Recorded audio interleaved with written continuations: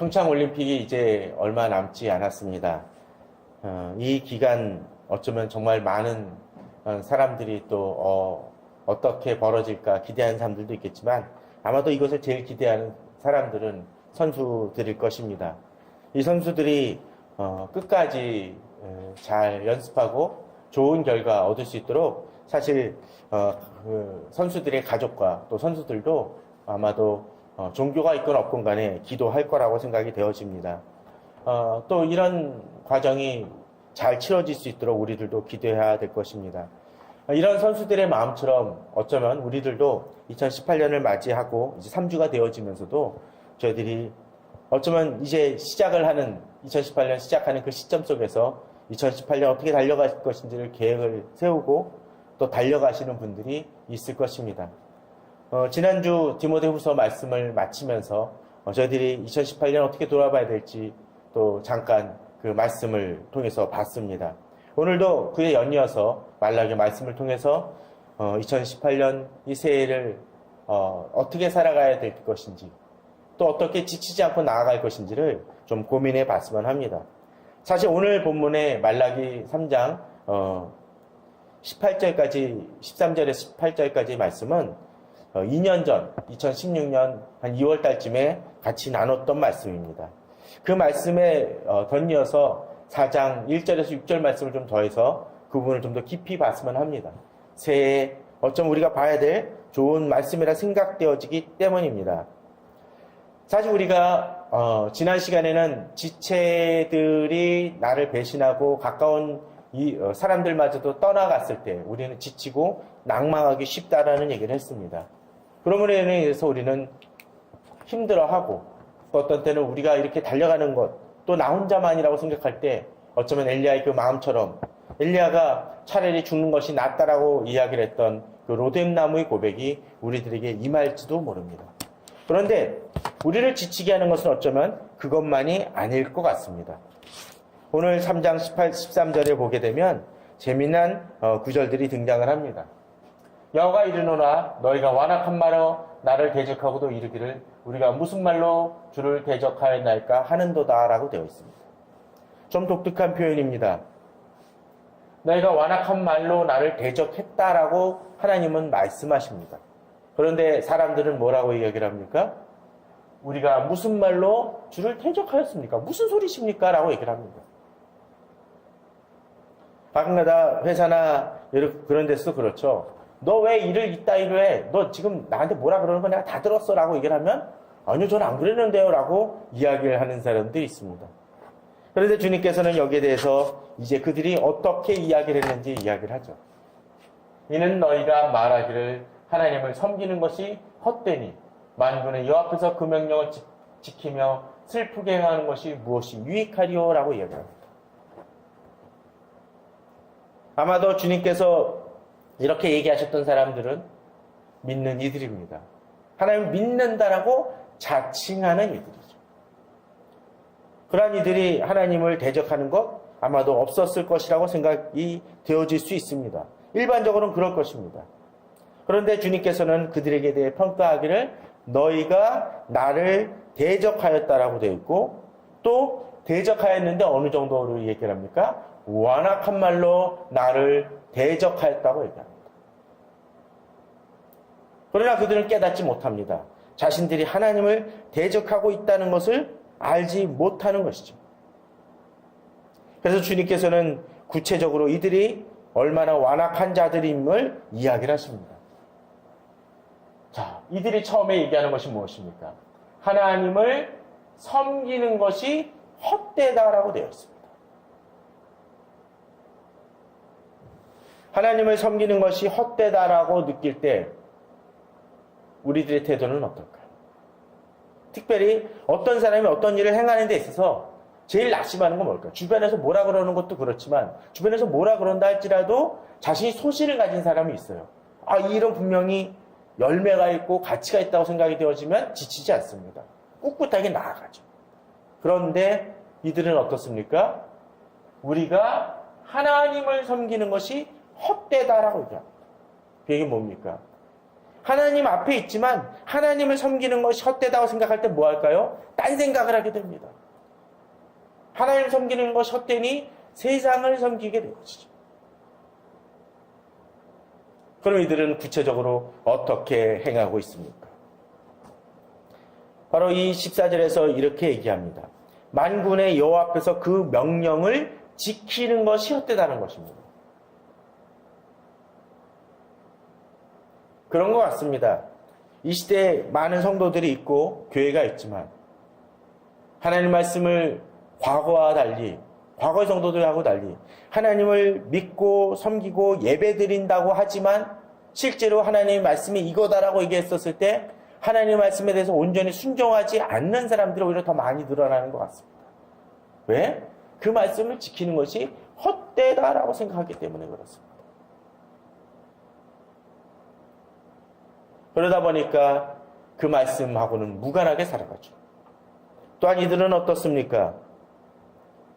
슬프게 행하는 것이 무엇이 유익하리요? 아니, 믿는 사람들 무조건 슬프게 행하라는 얘기입니까? 그게 아니라 죄에 대해서 말씀을 통해서 듣고 깨달으니까 어떡합니까? 내가 이런 하나님 앞에서 이런 모습이구나라는 것을 들으며 회개하는 심령을 얘기합니다. 그런데 이 사람들은 어떻습니까? 이제 그것도 무익하다는 것입니다. 당연할 것 같습니다. 하나님의 명령을 지키는 것이 헛되다라고 생각하는 사람들에게 있어서는 이제 슬프게 행하는 것, 그 말씀을 듣고 회개하거나 찔림이 없는 사람들입니다. 그러니까 완악해지죠. 마음이 굳어집니다. 그런 사람들은 결국 어떻습니까? 15절의 말씀처럼 그들은 교만합니다. 그리고 악을 행하는 자가 되죠. 자, 하나님을 섬기는 것이 헛되다고 하니까 내가 교만하고 내가 하나님보다 높은 사람이 되고 또 하나님 말씀이 아니라 악을 행하는 것이 타당하다고 생각하니까 이들은 어떻습니까? 그것이 복되는 길이라고 얘기를 합니다. 그것이 번성하는 길이라고 얘기를 하는 것이죠. 또 하나님을 섬기는 것이 헛되다고 얘기하는 것은 뭡니까? 하나님을 하나님으로 바라보지 않는다라는 겁니다. 그러니까 어떤 일이 벌어집니까? 하나님을 시험해도 두려움이 없어요.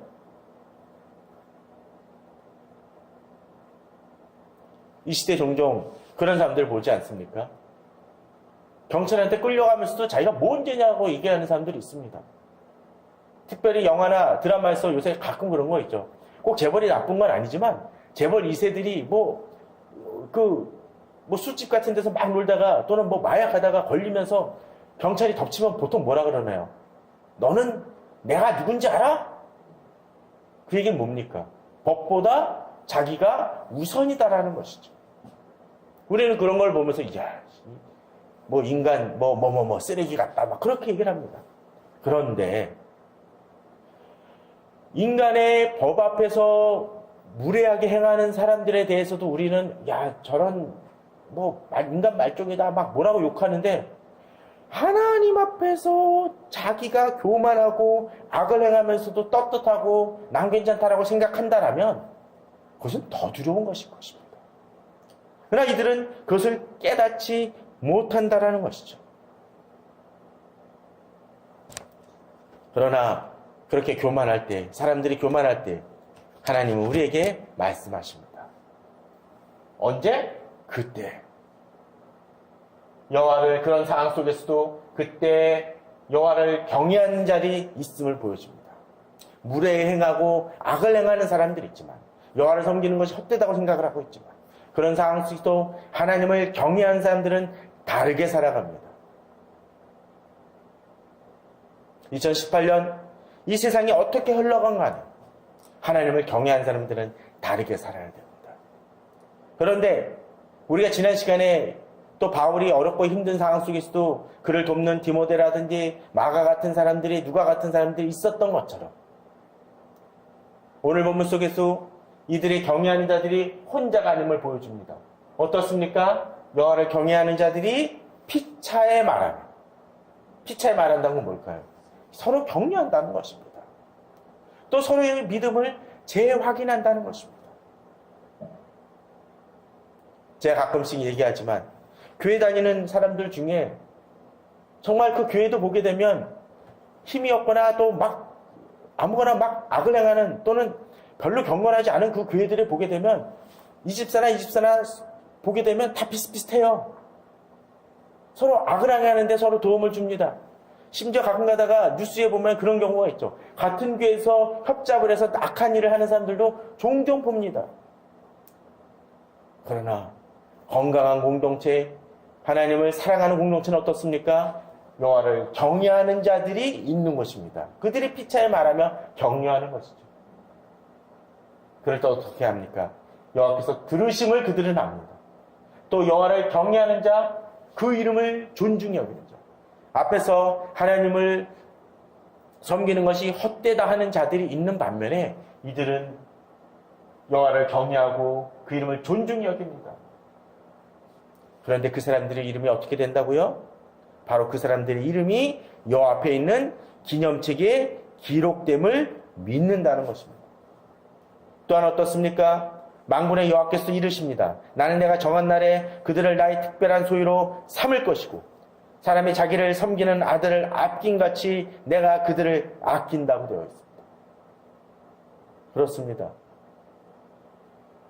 하나님은 바로 우리를 잊지 않고 계시다는 것이죠. 여호와를 섬기는 것이 헛되다고 얘기할 때 하나님 17절에서 이야기하듯이 사람이 자기를 섬기는 아들을 아낀같이 여호와를 섬기는 자들을 아끼시고 그들을 돌보신다는 것입니다. 또 어떻습니까? 주님께서는 돌아오셔서 의인과 악인을 분별하고 하나님을 섬기는 자와 섬기지 아니하는 자를 분별할 것이라고 되어 있습니다. 앞서 어떻게 했다고요? 여호와를 섬기는 것이 헛되다 하는 자들이 있지만 여호와를 섬기는 자를 또 섬기지 아니한 자를 분별하는 때가 임할 것이라는 것입니다. 본문을 보게 되면 그때 내가 정한 날에 라는 표현이 반복적으로 등장을 합니다. 하나님이 임재하시려고 할 그때, 또 하나님께서 심판하러 오실 때, 돌아오는 그때가 분명히 임할 것이라는 것이죠. 마치 평창올림픽이 아주 오래전에 처음에 평창올림픽을 개최한다라고 정해졌을 때는 몇 년 뒤의 일이니까 아주 소홀하고 그날이 올까라는 생각이 들지 모릅니다. 근데 이제 몇 년 뒤에 일어나니까 좀 더 이따가지 준비를 소홀히 했다라면 지금 아마 경기장도 없었을 것이고 여러 가지 봅슬레이라든지 아이스하키라든지 그런 거 준비하는 선수들은 준비하지 않았을지도 모릅니다. 그러나 그들은 그날이 올 거라는 걸 모으면서 준비했기에 지금의 이제 시합을 치를, 그 대회를 치를 준비가 그들에게 주어진 것이죠. 마치 그처럼 우리 그리스도인들도 마찬가지일 것입니다. 그때를 바라보며 주님께서 섬기는 자와 섬기지 않은 자를 분별하실 때를 기다린다는 것입니다. 그렇다면 우리가 그날을 바라보면서 또는 그 여호와를 섬기는 자를 하나님께서 어떻게 우리를 돌보시는지를 우리가 이제 4장 1절에서부터 6절까지 말씀을 통해서 보았으면 합니다.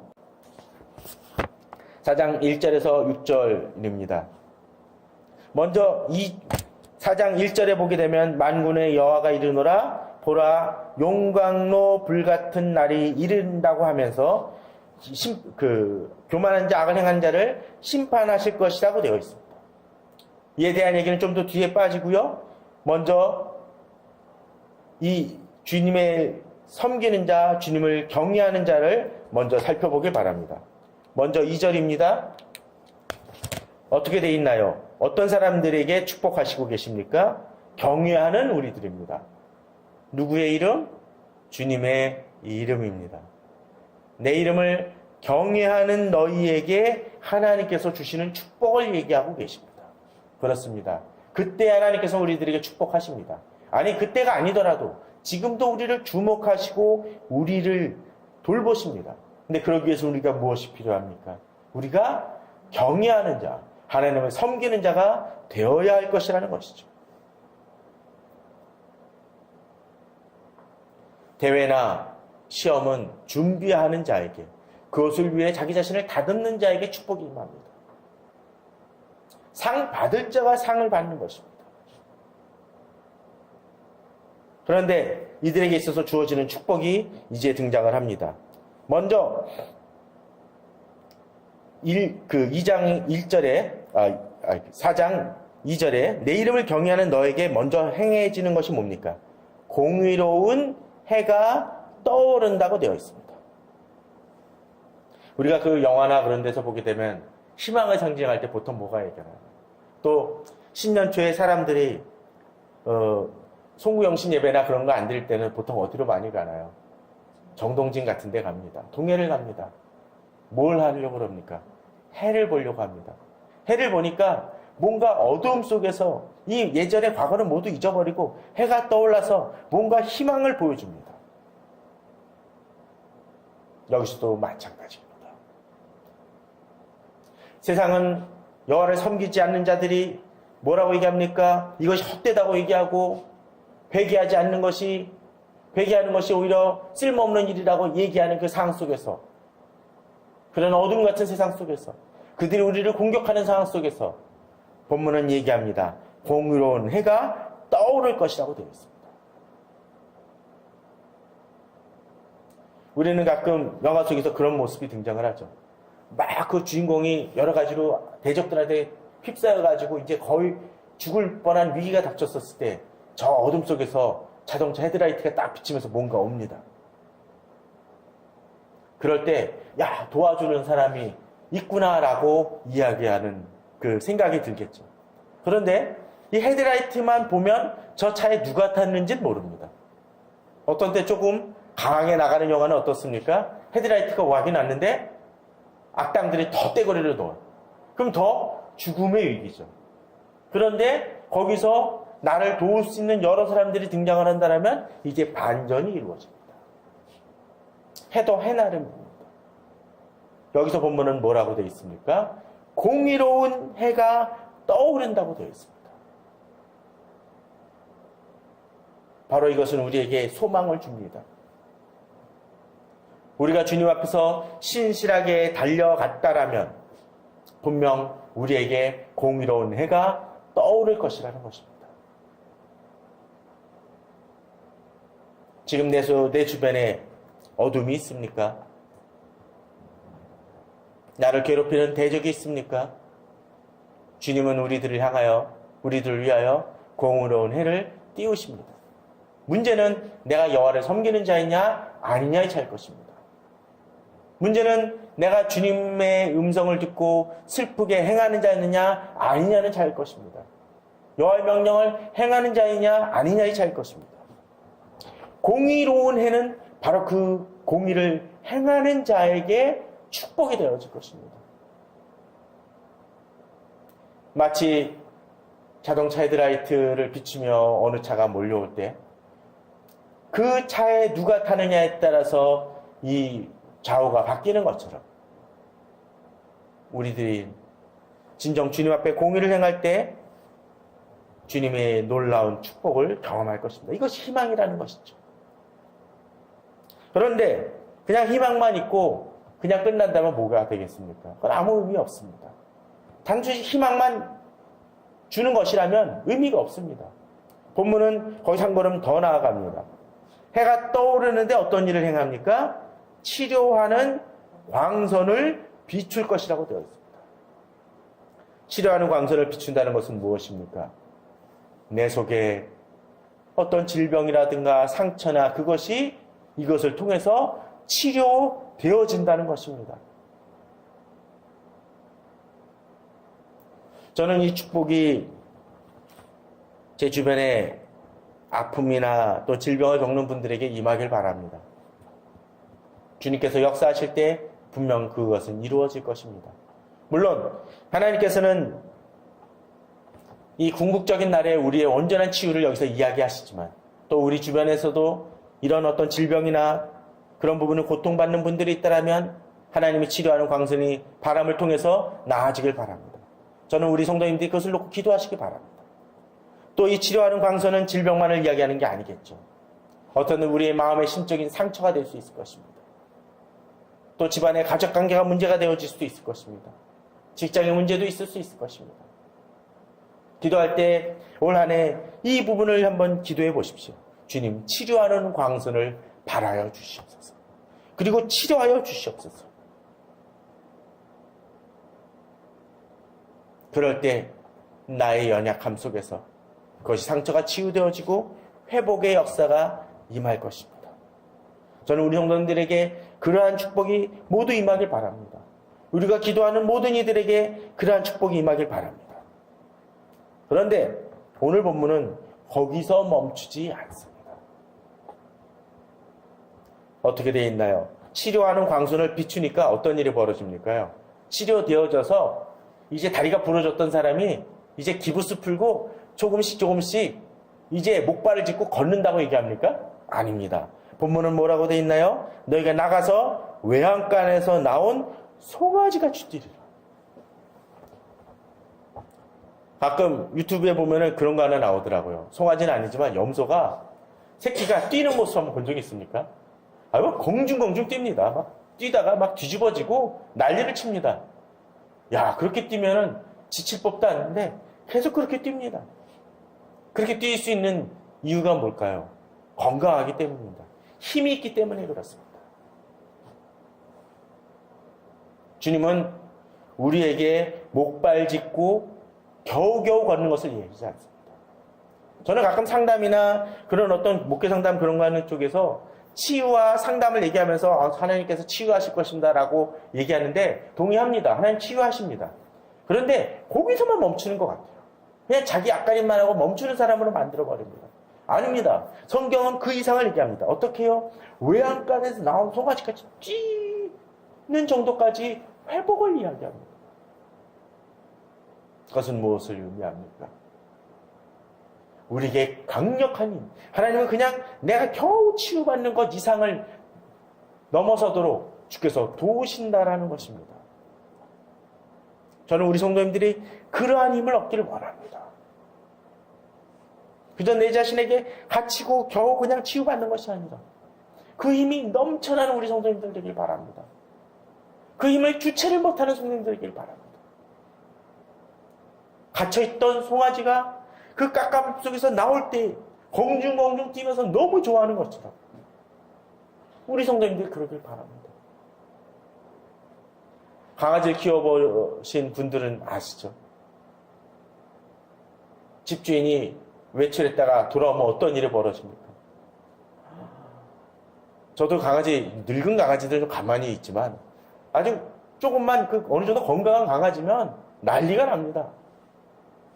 저도 조금 집이 평수가 넓은 집에 살았던 적이 있는데 강아지 한 마리가 뛰어다니면 이 현관 입구에서부터 저 방 끝까지 해가지고 온 방을 다 한 번씩 다 들어갔다 나옵니다. 여러분, 전에도 그런 얘기를 드렸지만 이 강아지를 빨리 잡아야 됩니다.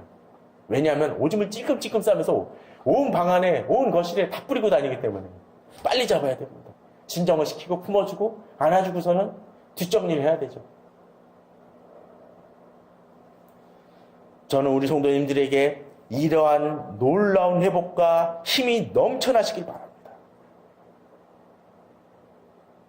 적당히 치유받지 마십시오. 하나님의 능력이 임할 때, 치유하는 광선이 발할 때 우리 성도님들을 주님께서는 바꿔주실 것입니다. 그런데 이렇게 외양간에서 송아지가 뛰기만 하고 뭐 아무것도 안 한다면 별로 의미 없습니다. 혼자 감격한 사람들이 있죠. 이제 속된 표현으로 생쇼를 하네. 혼자서 그냥 놀고 있네. 라고 얘기할 것입니다. 아닙니다. 3절입니다. 또 너희가 악인을 밟을 것이니 그들이 내가 정한 날에 너희 발바닥에 재와 같으리라. 만군의 여호와의 말이니라. 이제 하나님께서는 대적들을 붙이십니다. 아마 그 대적들은 그런 사람들이겠죠. 우리에게 완악하게 대적했던 자, 여호와를 섬기는 것이 헛되다라고 헛소리했던 사람들, 바로 그런 사람들을 꺾으실 것이라고 얘기합니다. 근데 그거를 누가 밟습니까? 우리가 밟을 것이라고 되어 있습니다. 하나님이 우리 앞에 그 대적들이 꺾여질 것이라고 얘기합니다. 어느 정도입니까? 너희 발바닥 밑에 재.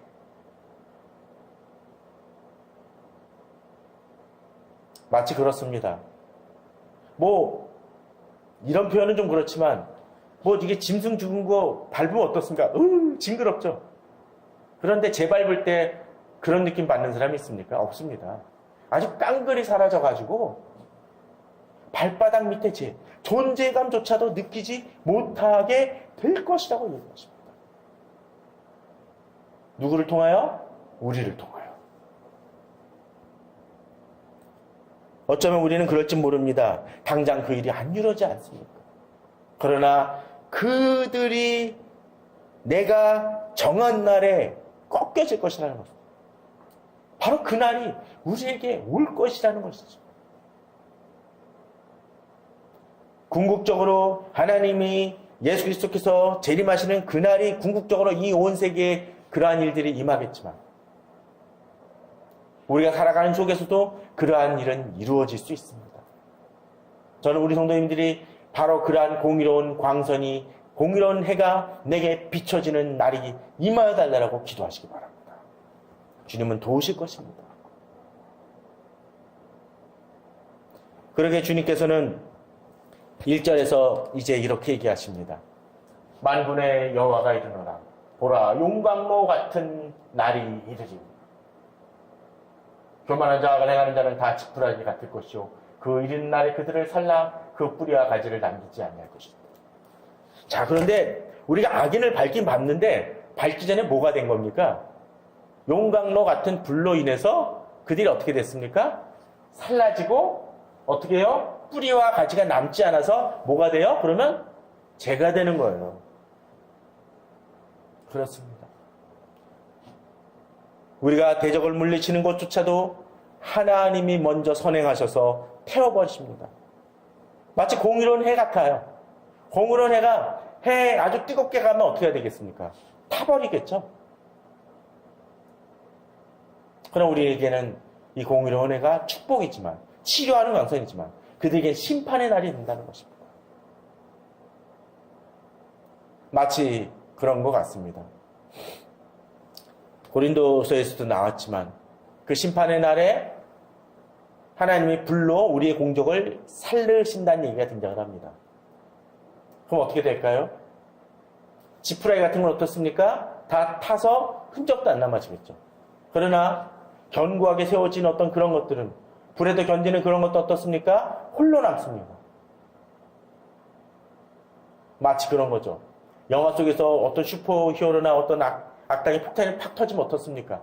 주변 것이 다 사라지는데 한 사람만 살아남아. 슈퍼히어로만. 마치 그러한 모습처럼 그렇다는 것입니다. 하나님은 우리의 대적을 꺾으십니다. 자, 그렇다면 우리가 이렇게 나아가기 위해서 우리에게 필요한 것이 무엇이 있겠습니까? 우리가 어떻게 살아가야 될까 싶어요. 하나님을 섬기기 위해서, 하나님을 바라보기 위해서 우리에게 필요한 것이 무엇입니까? 이제 4절에서 6절은 그것을 가르쳐 줍니다. 먼저 4절입니다. 너는 내가 호렙에서 온 이스라엘을 위하여 내 종 모세에게 명령한 법, 곧 율례와 법도를 기억하라. 여호와를 섬기는 것이 헛되다고 이야기를 하고 또 악을 행하는 자들의 특징이 무엇입니까? 바로 하나님의 법을 잊었기 때문에 그렇습니다.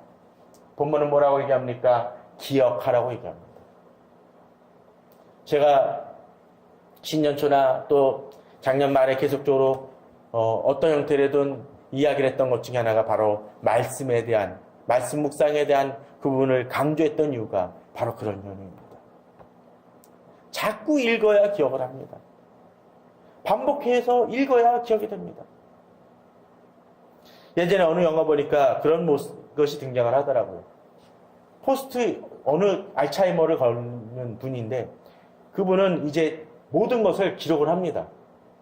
자기 딸이 누구고, 자기가 어디 살고 있고, 자기가 기억해야 될 것은 뭐고, 급한 일이 생기면 어디로 전해야 될 것을 마치 붙여놓습니다. 메멘토에서도 그런 영화 등장을 하죠. 자기 온몸에다가 써놓습니다. 기억할 것을 했습니다. 그렇게 하는 이유가 뭡니까? 자기는 자꾸 잊어버리는 사람일지 모르지만 그것을 기억함을 통해서 자기가 해야 될 것들을 잊지 말아야 할 것을 되새기는 것입니다. 기억할 것을 기억하십니까? 또 기억하지 못하게 될 수 있으니까 우리는 반복하여 그 말씀을 붙들고 나아가야 됩니다. 그러기에 올 한 해 벌써 3주가 지나갔지만 하나님 말씀을 읽고 또 묵상하는데 더 많은 시간을 투자하시기 바랍니다. 또한 이제 마지막으로 하나님께서는 이것을 행할 수 있는 방법을 또 하나 알려주십니다. 우리가 말씀을 읽고 지키는 것도 중요하지만 5절에 보면 보라 여호와의 크고 두려운 날이 이르기 전에 내가 선지자 엘리야를 너에게 보내리니 그가 아버지의 마음을 자녀에게로 돌이키게 하고 자녀들의 마음을 그들의 아버지께로 돌이키게 하리라라고 되어 있습니다. 여기서는 궁극적으로 사실 세례 요한을 예언하는 말씀이기도 합니다. 그러나 또한 이 말씀을 돌이킴을 통해서 이들이 어떤 일을 행합니까? 결국 이렇게 준비되어짐을 통해서 예수 그리스도를 만남을 얘기해 주는 것이죠. 아무리 말씀을 읽고 듣는다 하더라도 우리에게 예수 그리스도 없이는 이루어질 수 있는 일은 없습니다. 우리 성도님들이 말씀을 읽을 때 항상 그것을 유념하시기 바랍니다. 예수 그리스도만이 나를 붙드시고 나를 이끄시는 분이심을 기억하시기 바랍니다. 그럴 때 우리가 여호와를 섬길 수 있습니다. 여호와를 섬기는 것이 헛되지 않음을 알 수 있습니다. 그럼을 통해서 진정으로 그날에 임할 것임을 믿고 믿음으로 나아가십시오. 또 궁극적인 그날이 아니더라 할지라도 나를 도우시고 지키시며 여호와를 섬기는 것이 헛되지 않다라고 얘기하시는 하나님 힘을 진정 여러 가지 상처와 문제 속에서 치유되어지고 또 치유되어진만이 아니라 공중공중 뜀을 통해서 대적들을 물리치시고 주님의 뜻을 이루시는 우리 성도님들 되시기를 주님의 이름으로 축원합니다.